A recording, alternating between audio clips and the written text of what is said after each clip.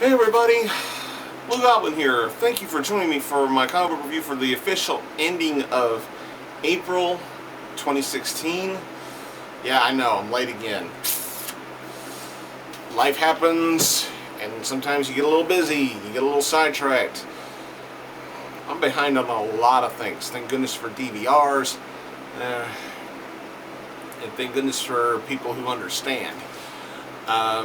Got a big pile of books here. This was a great week. I mean, the month of April went out with a bang. I mean, wow. A lot of good books to run through. Let's get started. We're going to start with DC. We're going to start with Batgirl number 51. Fletcher and Carlini, Robinson and Lapointe. Sorry if I butchered any of those names, but yeah, this issue was a bit puzzling. Apparently Barbara has had some crossover storytelling with the Gotham Academy and everything, so there were parts of this issue that kind of made me scratch my head and go, okay, where'd this come from? You know, and she's got her own company now, and she's being overstressed and overworked, and she's asking her best friend Alicia to, step in and run her company for her. Meanwhile, she's, dealing with a ruthless terrorist organization. I think Gladius was the name of the group that she's combating here, and the commander, spoiler alert, the commander has got her sights set on Gotham Academy, and that's where the issue ends. This was a cute issue, nicely done. The writing was good. The artwork is a lot better. The artwork has definitely stepped it up a little bit. I like how a lot of the characters are drawn, especially Alicia and Barbara. I mean, they look really good in here. Stephanie Brown, spoiler, she looks fantastic in this. The artwork has definitely stepped it up, but the writing, well, the writing could have been better. But then again, I don't read Gotham Academy, so who knows? I gotta give this a 3.5 though. I'll be fair. Alright, moving on to Batman number 51. Snyder and Capullo. Look, I know I have vented my frustrations with this title so many times. However, this issue was actually pretty good. It was one of those issues where you step back and just let Batman be Batman. Sure, some of the plot points did feel a little bit forced on me. Just Alfred just happens to have a new hand now thanks to an anonymous donor or whatever the fuck. Whatever. It's like with Batman, DC always has a backup plan. It's almost like in WWE. It's like, oh, Batman's in a pickle. What do we do? I'll just do something here to fix it. Why? Well, it's best for business. Yeah, it's some of the stuff that they do with Batman just reeks of plot convenience, and it does come off looking really stupid sometimes. But this issue was good. It was good, it was well handled, it was well written, the artwork helps tell the story in here, like it always does. But I thought the artwork did a better job of telling the story than the actual dialogue did. And, that doesn't always happen with a Batman title.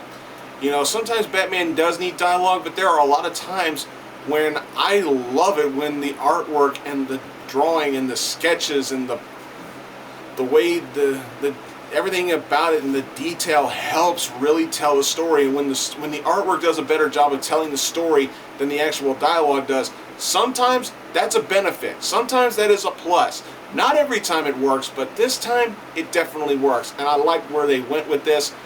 Just ease back and just let Batman have the night. It was good. Solid read. Not perfect, but it was a solid read, and I give it a 3.5 as well. Moving on to Cyborg number 10. Holy Christ. As soon as I saw that Marv fucking Wolfman wrote this issue, I went, Jesus, I gotta read this. This was outstanding. This was really good. This was easily the best issue of Cyborg for me. That's just my opinion. Maybe I'm being a little biased because I'm an 80s brat and I grew up on the Wolfman Perez shit. But man, Marv Wolfman really knows how to write Cyborg. I mean, hell, he should. He created the character.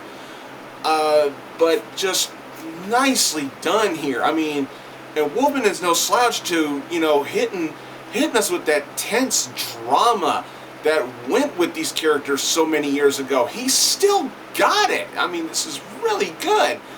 But I dare not ruin any of it for you. I can promise you right now, if you are a Cyborg fan, do yourselves a favor, and pick this issue up. This was great. Easy 4 out of 5. Okay, moving on to Dark Knight 3, The Master Race, number 4. Frank Miller, Brian Azzarello, and Andy Kubert. Now, this issue was good. It was good. Wasn't horrible.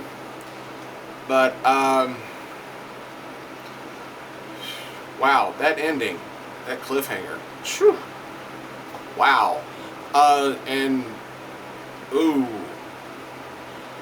You might get a little peeved at this issue if you're a big Superman fan. I mean, if you are a die-hard, hardcore Superman fan, you might get peeved at this issue. But the book itself was good for what it was. The middle of the book, like I said, each of these issues has got like a little miniature comic in the middle of it and everything. And in the middle of it, it's a story featured on this particular universe's Batgirl, which I thought the Batgirl story, it was nice for what it was. The artwork was hideously awful. But the main story, you know, involving, you know, Clark, the Kryptonians and everything, thought it was nicely done. Thought it was well written. That cliffhanger, though, I wasn't too crazy about it. You know, with Ray Palmer and everything. A minor spoiler, Ray Palmer is involved in the cliffhanger. But it just kind of, just, after I read it, I was like, really? They're ending it there? Okay. The cliffhanger did a lousy job of gripping me and making me want to read that next issue. That's what a cliffhanger is supposed to do. A cliffhanger is supposed to entice you. It's supposed to grab you by the throat and choke you and make you want to read that next issue. Damn it! But this one didn't do it for me. It really didn't. And that hurts the book tremendously. But nonetheless, they did... It accomplished what it needed to do for the most part, and that's advance the story and pose that the Kryptonians are a really big threat, especially after what they did with Superman. But other than that, decent storytelling with a lousy cliffhanger and a Batgirl story with hideous artwork. Take it or leave it for what it is. I'll give it a 3. Moving on to Harley Quinn, number 27. Connor and Palmiotti continue to work with this the best way they can. I liked this issue. This is this whole entire issue was basically Harley Quinn versus Red Tool, and I like that Red Tool's dialogue bubbles are all shaped like power tools or tools or screws or anything involving tools. It's like, you know, it's like I wish I could see him in an animated movie, because you know deep down, if they ever put Red Tool in a DC animated movie, you know at some point in the movie he would do you know, the Tim Allen you know, kind of laugh from Home Improvement. And actually that's actually a pretty badass idea. I would actually like to see that.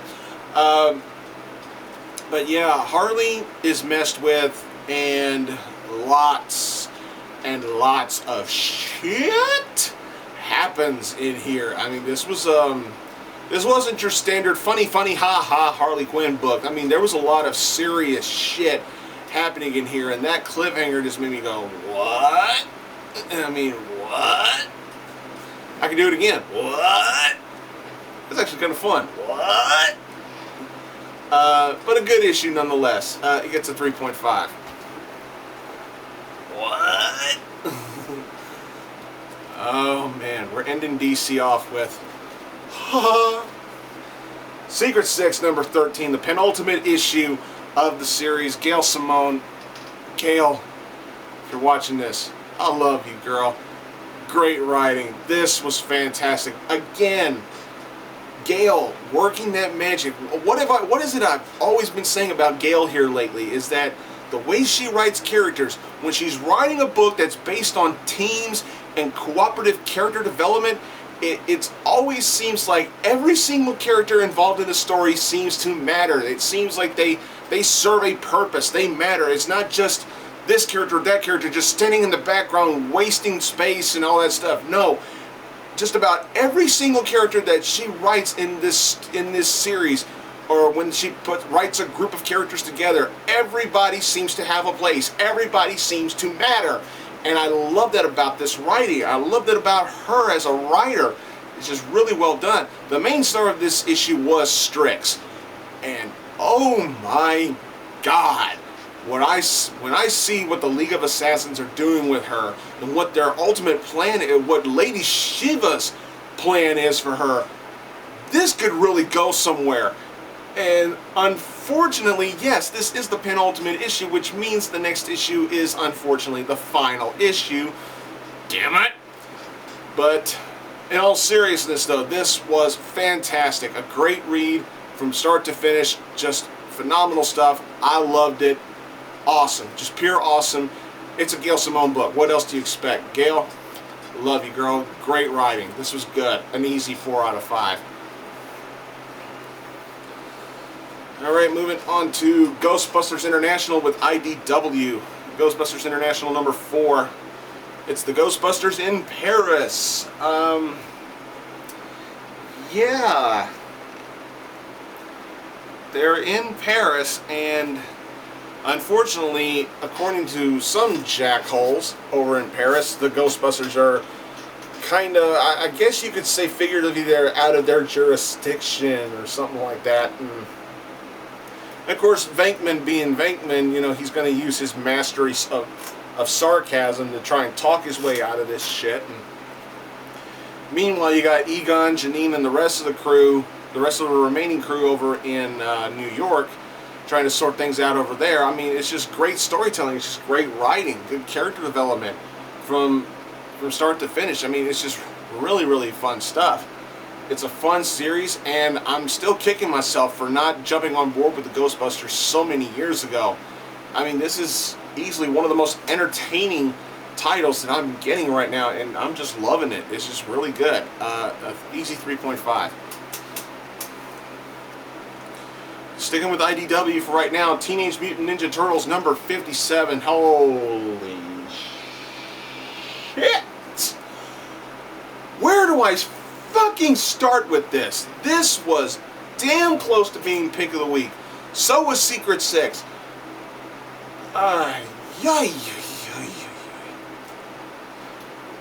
Kevin Eastman and Tom Waltz. They just continuously kill it on this title. This was amazing. Very, very good writing. Great character development. Very intense on the drama. Good. Just good everything. I mean, this was good. I love the little winks and nods here. I love the cameo appearance from a certain someone from a certain era of Ninja Turtles. I can't ruin it. That's all I'm going to say. We have a cameo appearance from a certain specified character from a certain specified time period for Ninja Turtles from back in the past. That's all I'm going to say. And oh my God, that cliffhanger. You want to talk about shit? It just... I'll say this. If you want to use wrestling terms, we witnessed a heel turn on the last page. That's how I felt. This was amazing. Great issue, good dialogue, great artwork. This had everything for me. 4.5. Alright, we're going on to Aftershock Comics. This is number 5 of InSEXts. Marjorie Bennett. I even tweeted to Miss Bennett that, man, you really love writing those lesbians in your storytelling, and that, you know, that wasn't a joke. That wasn't a joke. I was being dead serious. I mean, she's really good at writing this particular couple for sure.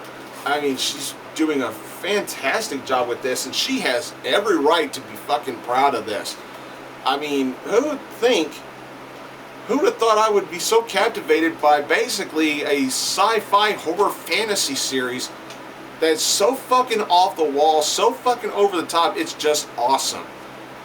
And the main couple is a same-sex couple who are not human. It's just eerie, it's creepy, it's dark. It feels like I'm watching episodes of a fucking horror-based TV show. Just really good stuff. I really enjoyed this. It's like, oh, some gruesome shit happens in here.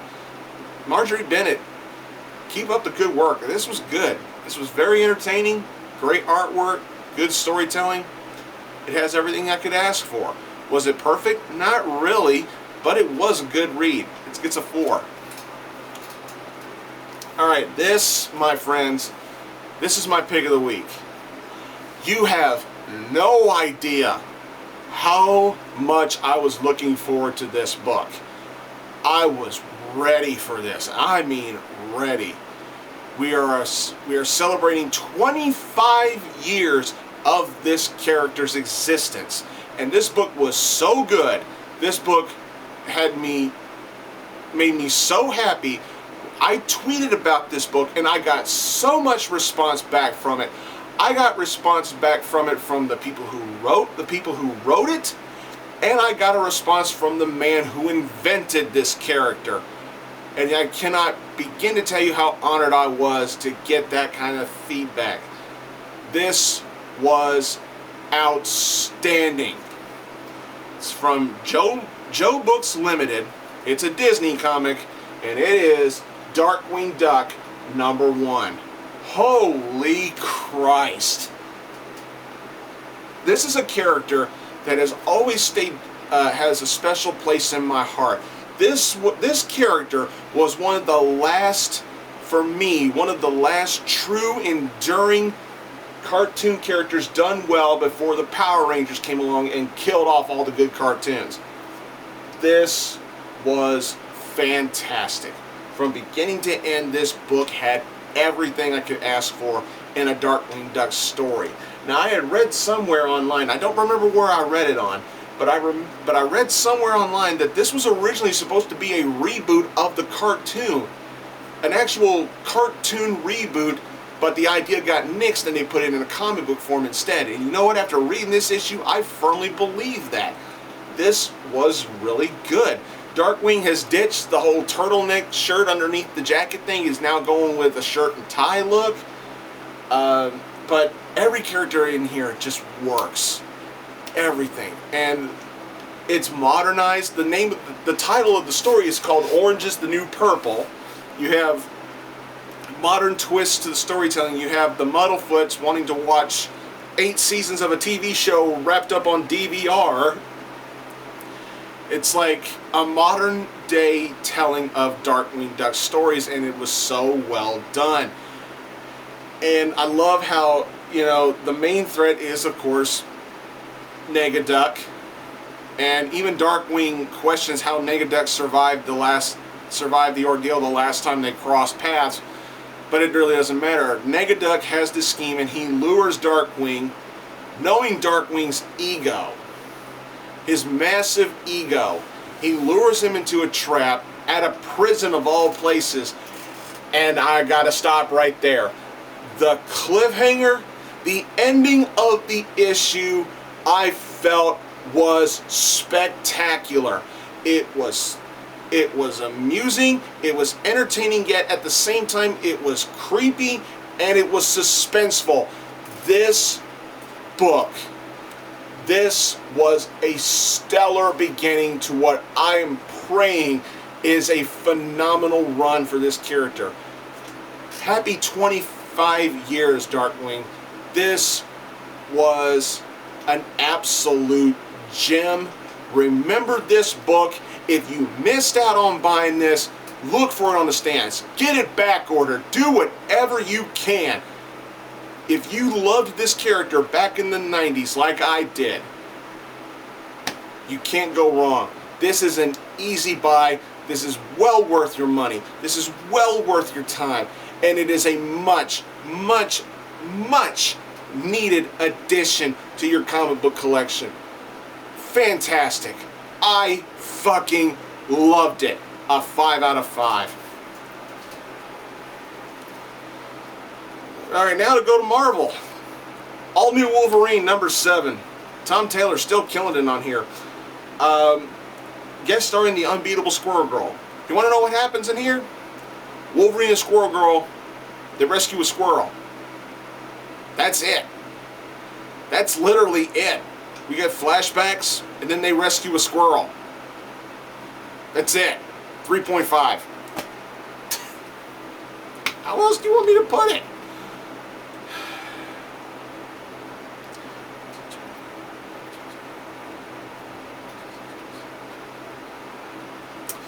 Moving on to The Amazing Spider-Man number 729, I believe, yeah.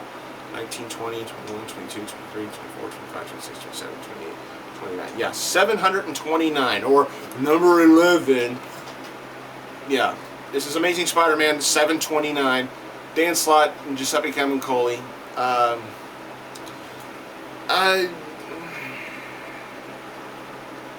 Okay.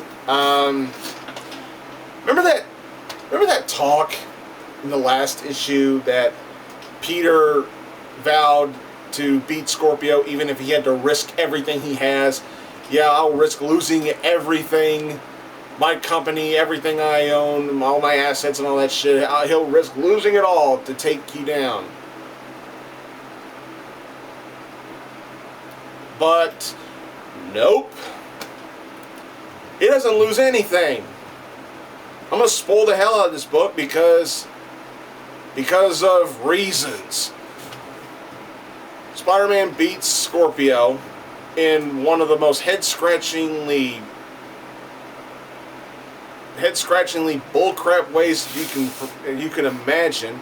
Just telegraphing the motherfucker's return, and the fact that it doesn't really feel like he's gambling anything in this fight. It's just they're fighting over this fucking key, and it's basically, give me that key. No, you give me the key. It's my key. It's my key. It's my key. It's my destiny. It's mine. No, give me. I gotta stop you. I'm a hero. Blah blah blah. I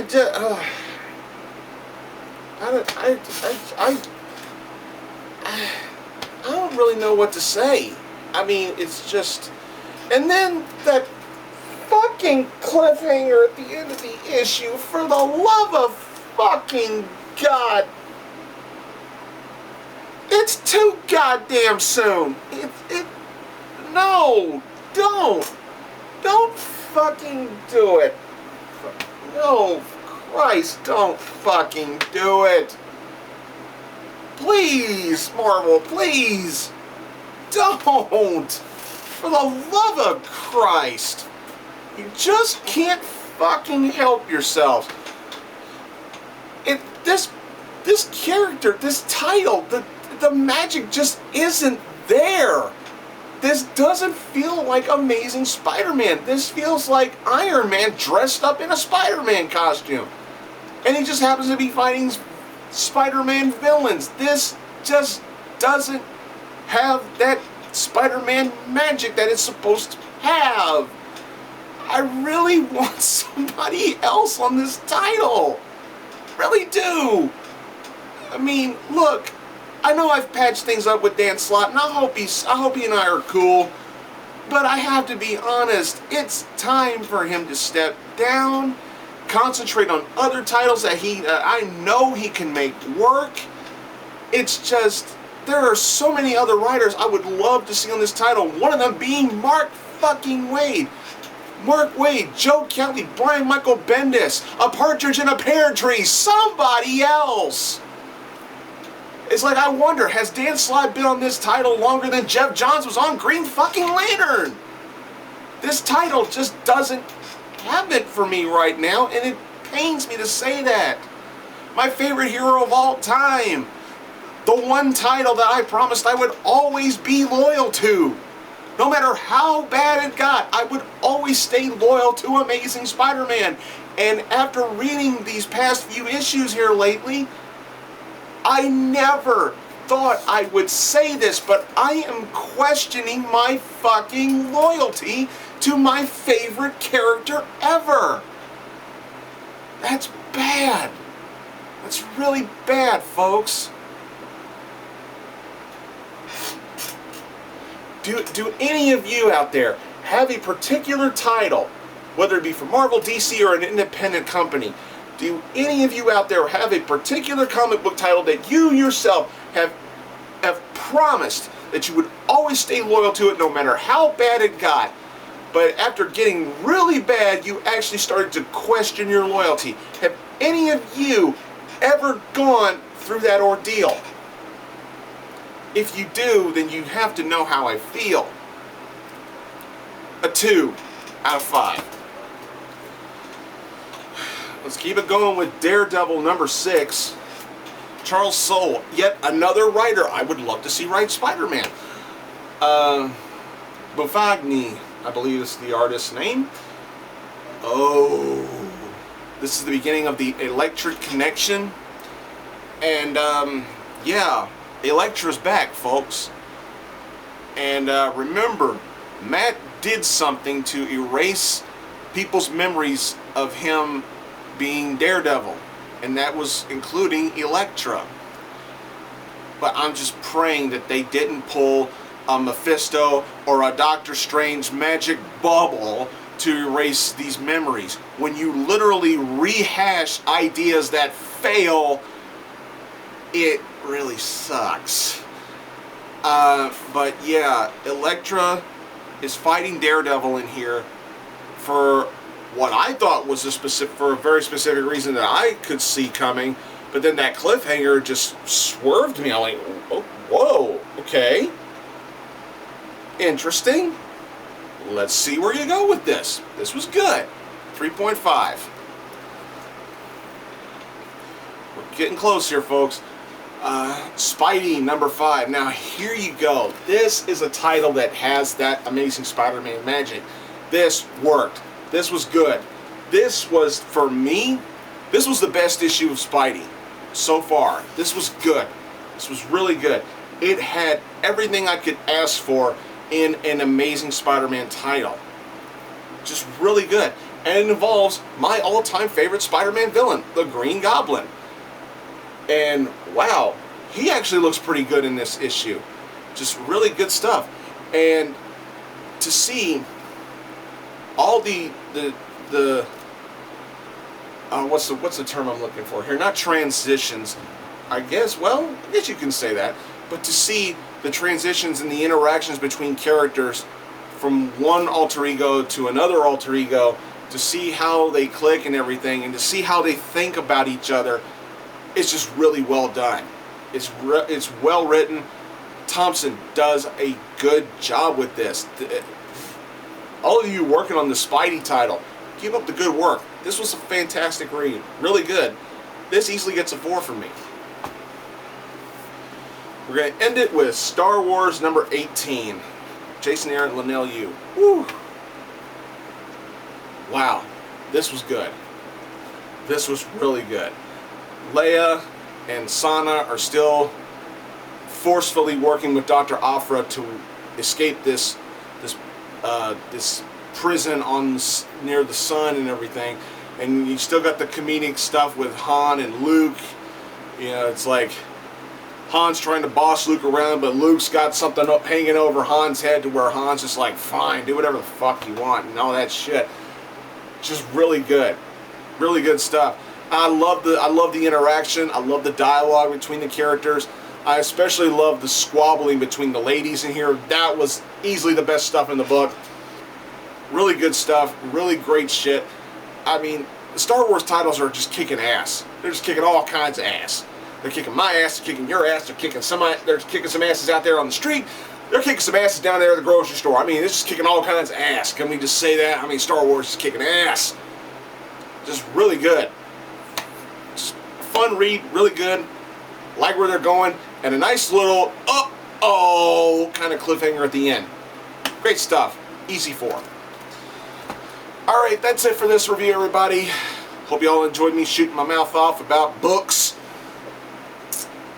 Yeah. Please subscribe to this channel. Don't forget Blugoblin X. You know about the shout-outs in the description below. I'm pointing to the floor. Arkham Asylum Studio, TheMtVernonKid, Deadpoolzilla, Brandon Hex. You all know who I shout out to, damn it! Alright, follow me on Twitter at Blugoblin01. You won't regret it, I promise you. And if you act now, you get a brand new car. Not really. Follow me on blugoblin.tumblr.com. You can look for me on Pinterest. Look for me on Facebook. Or you can stick with me here on YouTube. Do whatever you want. It's your life. Choose. Thanks for watching, everybody. I am Groot. And I'll see y'all later.